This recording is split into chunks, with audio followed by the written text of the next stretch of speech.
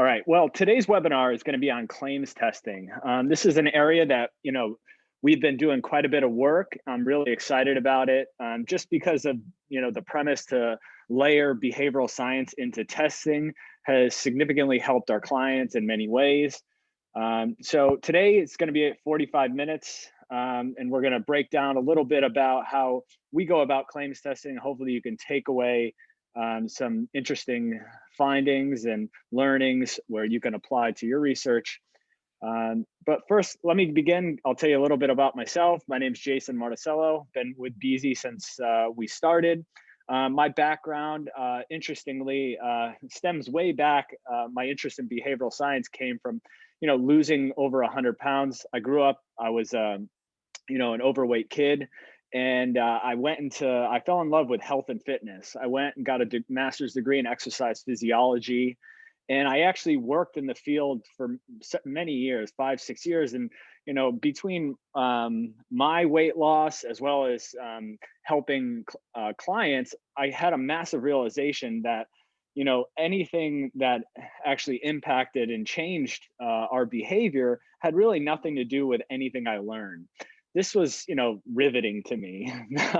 So I moved into behavioral science at this point, worked with Catalyst Behavioral Sciences, Dr. David Neal, and I went back to school, got my MBA, and then I moved up to New York, and I worked with started working with BEESY. And BEESY is a company that's been founded based on the premise of applying behavioral science and market research. So we've been built from the ground up to apply more rigorous academic grade behavioral science, ultimately to impact commercial outcomes for our clients. So enough about me and BEESY. Let's begin. What today's focus is going to be on, kind of three things. We have 45 minutes, going to be pretty quick. Moving, and we're going to cover off three things. One is, what makes claims effective. Two, how can we better improve and optimize claims? And then three, how can we optimize testing to identify which of those claims we should be moving forward with? So let's just start with what makes claims effective. There's a lot of different methodologies, a lot of different philosophies. And, there's all different ways to identify what we should use. So from our perspective, we take a behavioral science perspective, and, we believe there's two kind of key components of, optimizing claims. And we like to think of it for this particular type of research is in terms of inputs, outputs, and results. And we do this for quite a bit of our research. And, as it relates to inputs, we're thinking about claims that we want to test. We're thinking about infusing them with behavioral science. So making them more impactful. The second is improving in outputs. So, what do we use to test claims? We believe we have a more robust testing approach, and ultimately it can lead us to better identifying better claims that impact behavior. So at the end of the day, our goal with claims is, impacting consumer decision making and behavior change. It's not liking, it's not, satisfaction, it's not emotional resonance. These could happen, but our main goal is how can we improve a claim to change consumer decision making and behavior? So there's a couple challenges that result when we look at it through this type of lens. The first is bad inputs. So the analogy I always give is when we think about cars, Matt, we wouldn't take a high performance vehicle like a Porsche 911 here and dump mayonnaise into the gas tank. The same goes with our testing. Your claim is only going to be as good as the inputs you're putting in. So you can have the best test in the world. If you don't have quality inputs going into that test, it's going to be hard to get quality outcomes out of that. And then the second one relates to the testing. There's a lot of testing paradigms. And, I think one of the major flaws that I've noticed is that testing doesn't account for things that are important to determine claim effectiveness. And by that, I mean they typically trade off claims and compare versus one another and miss out on important other variables such as the context, such as competitors, such as price points. So, our methodology we're going to show you is going to account for a lot of these things. So, okay, great. On to the next section already here, moving at a good pace, optimizing inputs, infusing claims with behavioral science. So to understand this, we kind of got to take a step back and look at what is behavioral science. I noticed there's quite a few people on the call today from all different types of brands and pharmaceuticals. Some of you guys are definitely have a ground level understanding of what behavioral science is. But for those that don't, the main takeaway for behavioral sciences comes from a lot of the work done by Herbert Simon, who was studying a lot of decision making and come to develop this premise of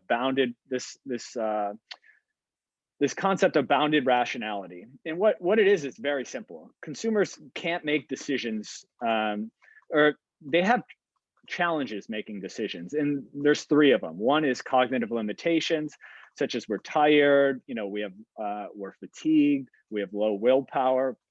The second one is imperfect information. And this has only grown more important over the years because we've have so much volumes and volumes of information. It's hard to just make decisions. There's so many choices.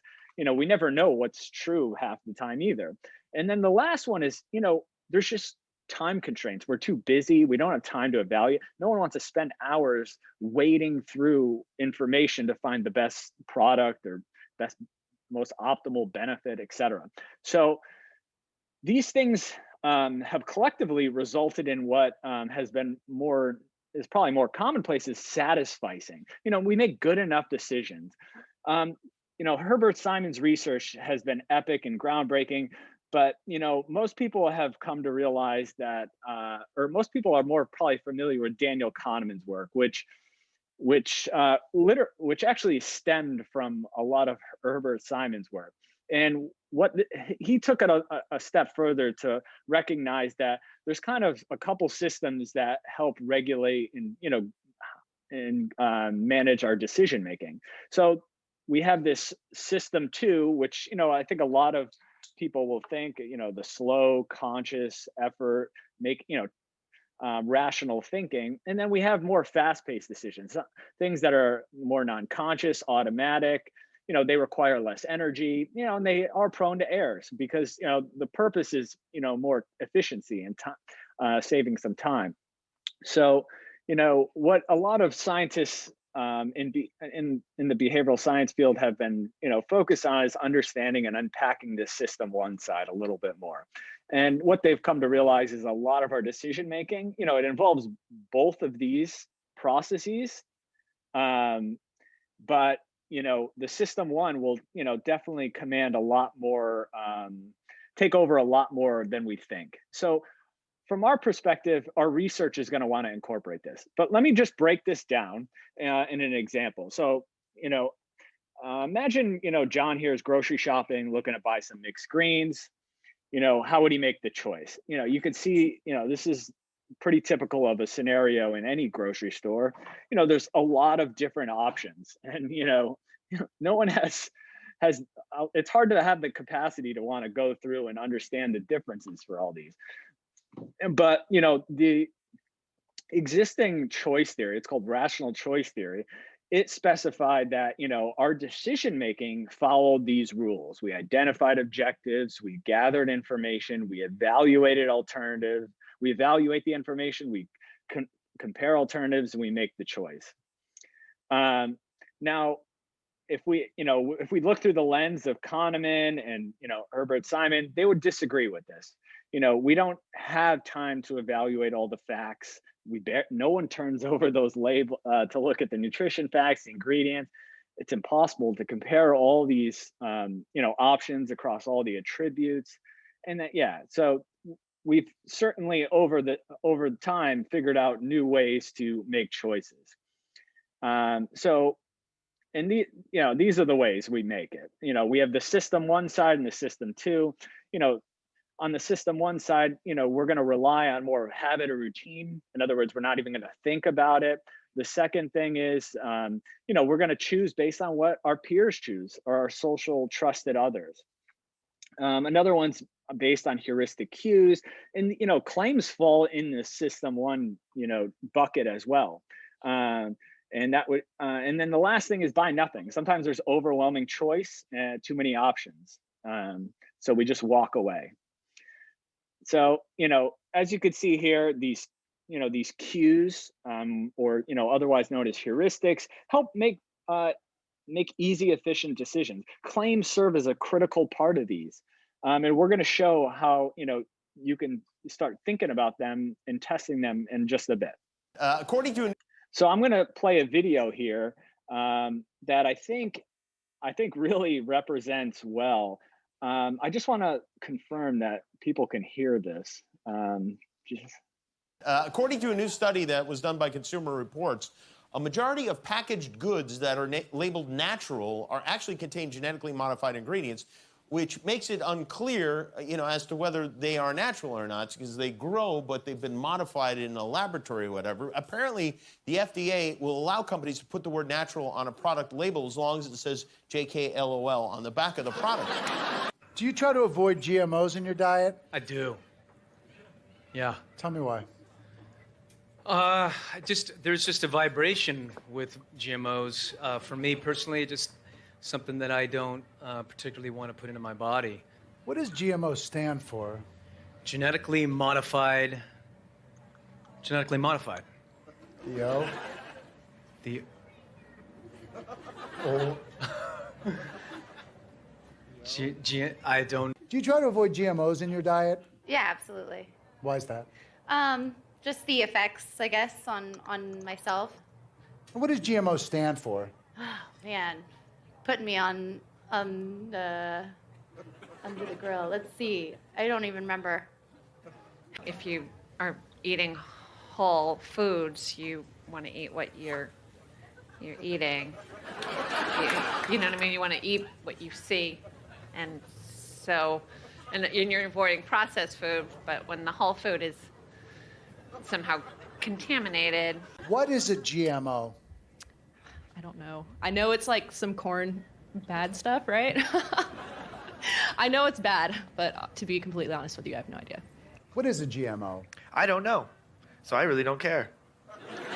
It doesn't affect me. I'm not sick. I'm fine. So. Okay, great. It's amazing how GMOs guide decision making, yet people don't know what they are. I think this sets up for what's really important when it comes to designing claims. And especially when we have products that have superior technology and all these awesome benefits and features. How do we design claims? Most claims are going to really be effective by tapping in a system one and system two. So by thinking about it, if a lot of our decisions non-conscious, we got to think about ways where we can expand the influence of our claims development process. And we're just going to showcase a few of those in a second. So, there's a lot of different behavioral science principles that go into making a, effective claim. There's hundreds of them. And, before any engagement, we always do a thorough review to find the ones most relevant within a specific category. But for the purpose of this webinar, we're going to just showcase 3 behavioral science principles that, we think are very universal, and they can be applied across a range of categories. Like I said, though, there's many, and we always try to find the ones that are most relevant. But just for purpose of this, I'm just going to walk you through a few of them, just to give you some ideas on different executions of different claims with with behavioral science built in them. So the first is easy and effortless. We first understand that consumers have an extreme aversion to effort. They want to avoid doing tasks, and they will make decisions based on the fact that this product will make my life easier using it. So knowing that, this can be an effective angle for claims. So you could see here on the left, hefty bags, they have easy flaps. Everyone knows tying bags can be a pain, and they make it very explicit on the front of the pack. Also on the right here, we have a motor oil. I'm not quite sure how many people have shopped for motor oil, but for those who haven't, I equate it to buying wine. It's mind numbing to make a choice. You really don't know what to choose on. So a cue and a heuristic cue, like a claim that's focused on easy pour, is an effective way to impact decision making, because it's something people can understand and process really easily, and it actually makes a point. It's actually an important part of changing your oil. You can probably imagine changing your oil is quite a mess. It's a pain. To pour the heavy jug, it makes a mess. So easy pour can be an effective way to potentially overcome competition at shelf. The last one here is easily greener. These are different Swiffer pads. It's the point is it's highlighting the ease and effort with using the product.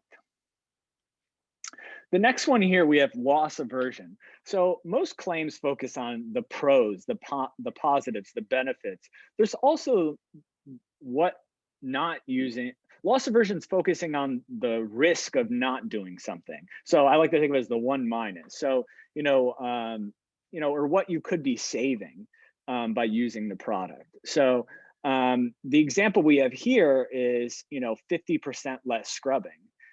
This actual kind of flows really nicely with the easy and effortless, because it does result in doing less, but it's framed in a different way that could be more appealing to impact a consumer's decision. The next one we have is social proof. I think the audience may be a little bit more familiar with this one, but consumers a lot of the time rely on not their own set of knowledge, but the decisions of others to make their choices. And some of the examples we have here actually all are along the same lines of, if they're number one, that means a lot of people are choosing them. It just helps make the choice much easier. So America's number one trusted, America's or number one long lasting. There's a lot of ways to frame social to make it appeal popular, and more people are choosing it. And it just helps guide that choice. So, there's a lot of ways that these can be embedded into claims. I think the big takeaway, there's a few big takeaways. One, optimizing claims, to optimize claims, we need to, or optimal claims impact decision making. It's not about getting consumers to like your product more. It's not about getting them to smile more or be happier. It's ultimately to impact choice. Second, decision making is largely non-conscious. Therefore, our claims should tap into both system 1 and system 2 processes. In other words, which this kind of lends to number 3 here. We want to move beyond the typical realm of rational product features. If we're just going to focus on the benefits of the product, we can't tap in necessarily to that system 1 side. We want to really get into those decision drivers and start ideating claims based on those principles to ultimately make them more influential.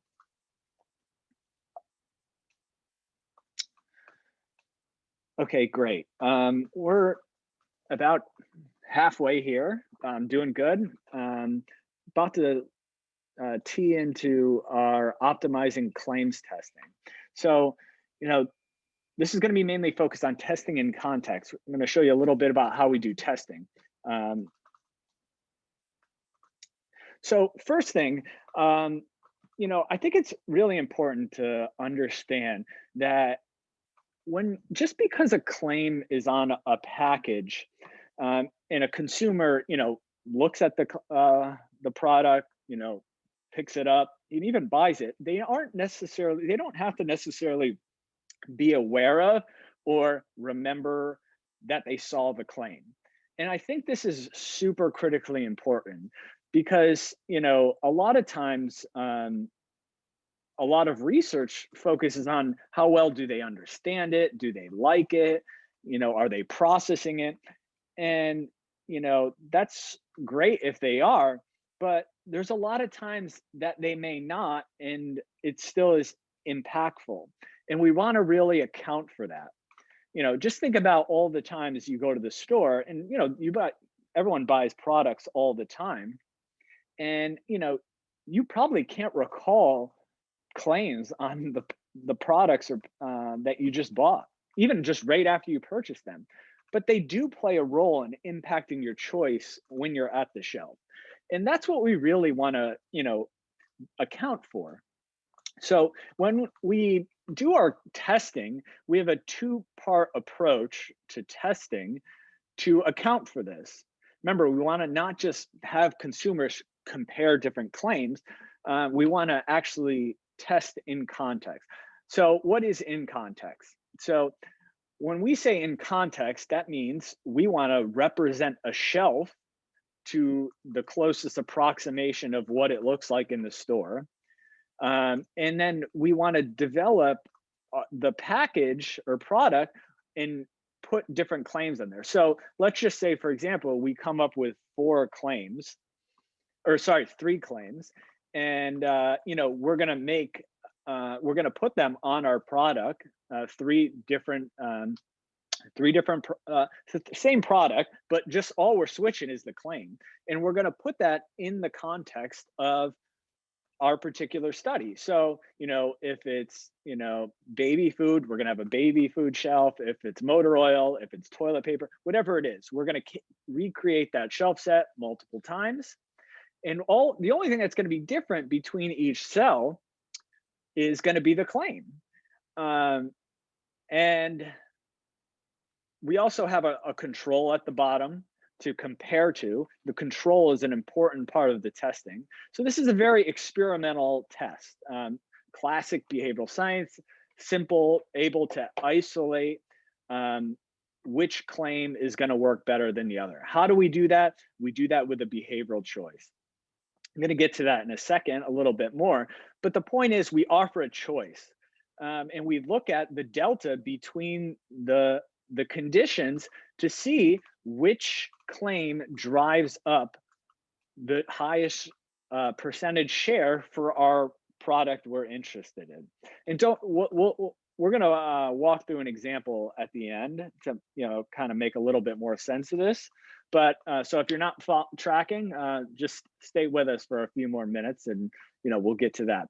So, but the important part about that first part is we need to really move beyond just testing a claim in isolation. It needs to be in a context with competitors, with price points, and it needs to be more of replicating of a shopping experience, because there's going to be many cases where that claim is not they may not process it in a system 2 fashion, but they may process it in a system 1 fashion. In other words, they may, see it, but not, study it, not remember it, but it may impact their choice. And we want to be able to account for that. The second part there, that diagnostics, which is the rapid trade-off and psychological profiling, this is where, we test it in a little bit more isolation. So, I did do a little bit of knocking, comparing at the claim level or at just, between them, trading them off. But I actually think there is some merit with doing that. But that's why we do these a higher level view in context, but also as well as, isolating and comparing head to head. And, we're trying to really parse out why is one working over another. And lastly, there's a psychological profile. So we always include behavioral science metrics to profile consumers to find out what is predicting that choice. So for example, our social influence, there's a scale for susceptibility to social influence. In other words, are people highly are they making a lot of their decisions based on social influences? If that's typically high amongst the group, and we realize our social claim works well, that's pretty revealing stuff for us. So, let me break down a couple of the things. What's the behavioral choice question? So instead of just, when we offer a choice option amongst the competitive set, and we typically offer a realistic choice selection. But let me first give you an example, actually. Let me take a step back. Imagine you want to know if someone's going to work out, and then, if everyone's going to answer that and say yes. Do you want to work out? Everyone's going to say yes. Now, if you offer that person and say, I'll give you a $30 or 30-day membership to Netflix or a 30-day subscription to the gym, which do you take? When you offer an incentivized choice, you get skin in the game, you get a better proxy of real world behavior. And this is important because, we want a better choice prediction of which claim is going to optimize choice. So that's one of the key metrics on the, looking at the claim effectiveness is choice. The next thing is, we do an implicit trade-off. You guys may have seen something like this.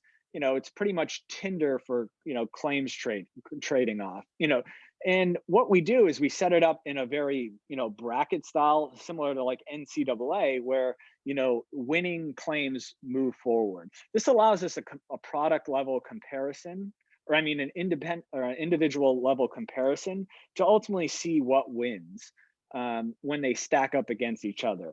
Now we're looking at a holistic, what wins in context, but also how it does, comparatively. We also do things in here to also parse out, will one drive up a willingness to pay? Will it effectively help us charge more for our product as well? So let me summarize here. We have our in context testing, which is focused, it uses a monadic design. So, I think that's so critical for this type of testing, for us to isolate what's going to actually have a meaningful impact on consumer behavior. The second thing is, we're not completely, removing any type of comparative testing. So, there is value in doing some in isolation trade-offs. We do this in a rapid fashion though. We're trading off different, the different claims quickly, not allowing consumers a lot of time to think about and process the claims, because we want to make it as realistic as we can as how it works in a actual environment. And when consumers are at the shelf, they don't have the time to make that. They don't have the bandwidth to make these heavy, burdensome processing of claims. And the last is diagnostics. So diagnostics is important. We want to be able to parse out why there's a winner.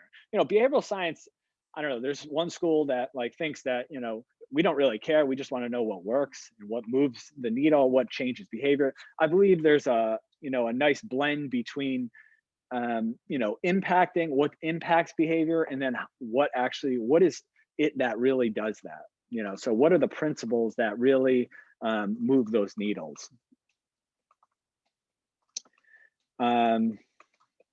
Someone asked a question. I'm just going to answer it right now because it's actually, I noticed it and it's the right time. Someone asked, is there a limit to the number of claims this approach can handle? And the answer is no. We've done like 15 to 20 all the way to 4.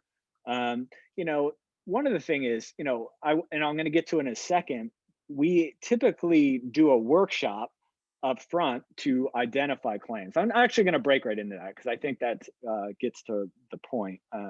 Explains how we get down to the claims that we test. So, we've done quite a bit of work in the motor oil space. It's one of my favorites. I don't even own a car anymore because I live in New York City, but nonetheless, I think it is one of the most interesting behavioral science things because people who still change their oil, there's something about them that they tick in this interesting way where there's a lot of behavioral science that underlies that behavior of changing your oil because if you look at it from an economic and rational perspective, it's actually it's actually cheaper to just almost it's cheaper to bring it to a store in many cases. You don't really save much money when you net in all the costs of getting the lifts, buying the oil, the amount of time it takes. There's just so many there's a lot of costs, and it really doesn't make out to be quite a bit of advantage to changing your oil. So there's a lot of interesting psychological things that happen with people who change their own oil. They have like a lot of, there's a lot of things. A lot of it's identity related. But anyway, as it relates here, we're interested in understanding what could be applied on a bottle to impact choice at shelf. A lot of time, imagine a shelf. You might not go to, think about AutoZone, Advanced Auto Parts, wherever it is. You see a lot of different, buckets, canisters of oil. Which one do I choose? So once you realize that this works for my car, there needs to be something that pushes someone towards one brand or another. And it's not all these rational things that we think, like, there's a lot of, it's not just the oil, there's a lot of other things. So, what we did, this is a typical process, we need to come up with ideas to include in testing.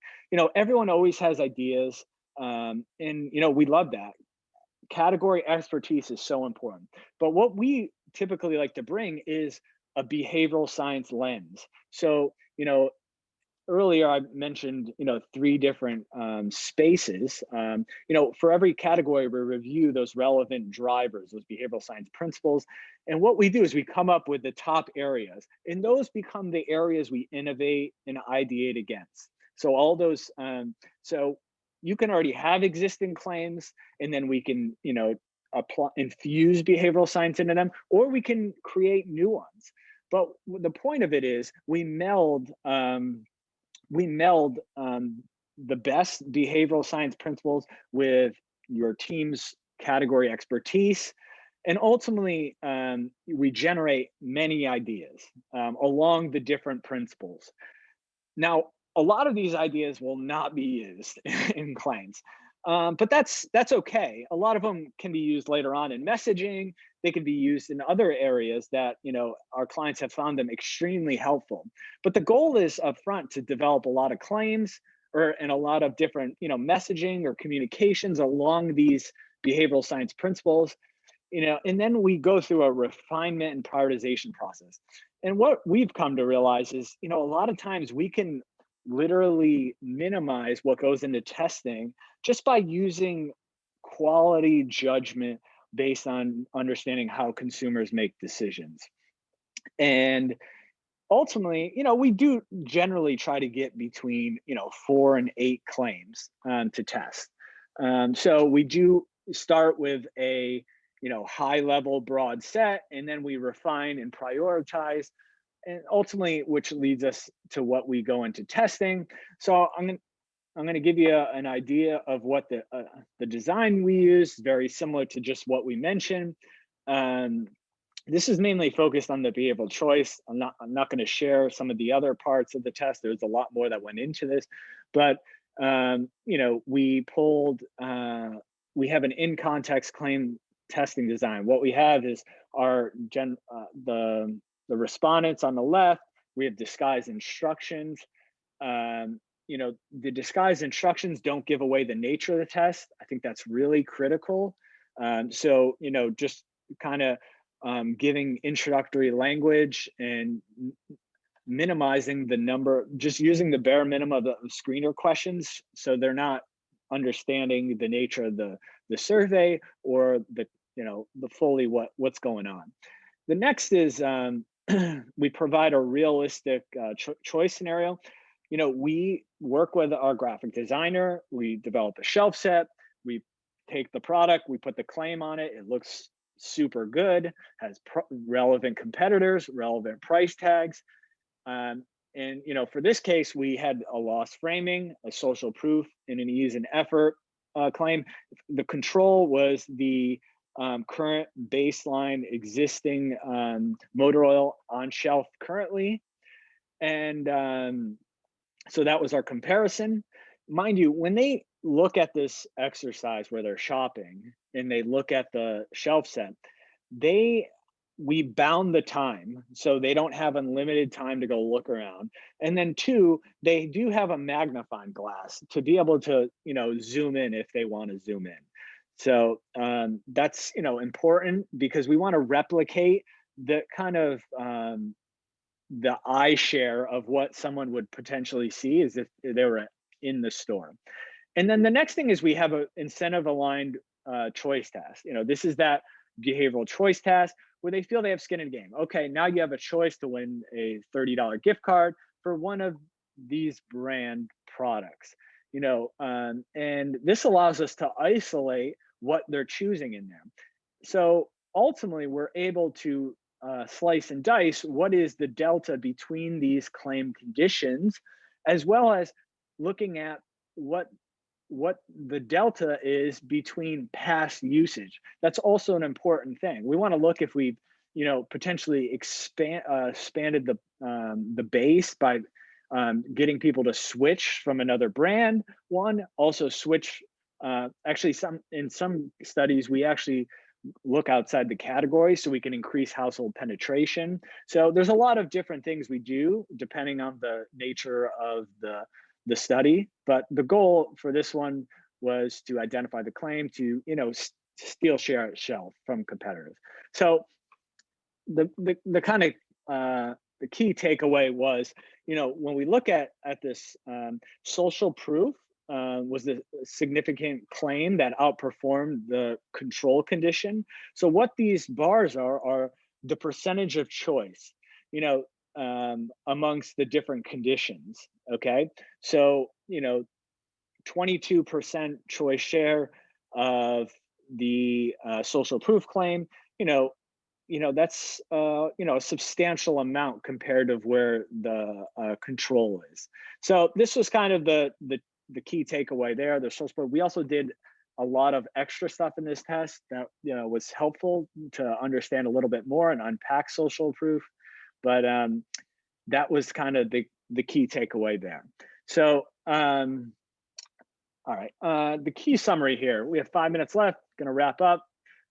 Doing good on timing. Key summary, optimizing claims, we think about it in two parts: inputs and then the testing.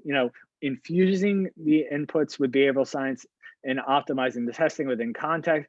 So to infuse claims with behavioral science, we need to think about, move beyond the rational product claims and features and benefits, and think about what are those behavioral hooks? What are those things that we can get people to bite on that will help us win their choice at shelf? The second thing, and the last thing here, is in context testing.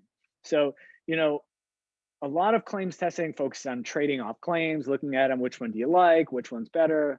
That's great, but we think there's a whole other piece that to add to the puzzle to give a better composite picture of which claims are going to actually impact behavior. And that includes incorporating, shelf sets, in competitors, prices, a monadic design, and a behavioral choice to ultimately identify what is going to be the winning claim. Well, I'm going to move over to questions now. So Monica, I hope I answered your question in terms of how many claims you can test. how have you ever been understand how important claims are to the choice versus other factors, brand, pack design, product name, essentially how important are claims and yeah, that's someone asked a really good question. And I'm going to, rephrase it. It's, there's a lot of things that go into choice, beyond the claim. The brand name, the pack design, the product name, there's, a lot. Actually, in some of these claims tests, we do, multiple claims on a pack, or we do a violator and a claim. And some of those can have, a better impact. Some can have less of an impact. But yes, we do. The thing is, we try not to go crazy with changing a lot of variables, because then it's harder to isolate. But it's a really good question. And it really depends on the nature of, the study and what we're trying to get out of it. But yeah, there actually is a lot of flexibility. Sometimes it can extend beyond the claims and into a lot of the messages and images and icons. So, we definitely can, add we can scale up or scale it back depending on the specific need. Okay, well, I want to thank you guys. This has been great. I hope you guys took away something that, learned something about claims and how our process can hopefully help you guys look at your claims process and develop them and test them in a better fashion. If any of you guys have any questions or, need to reach out about anything, feel free to reach out. We'd be glad to have a conversation with you, and certainly look forward to how we can potentially help some of you guys. Again, thank you guys for joining.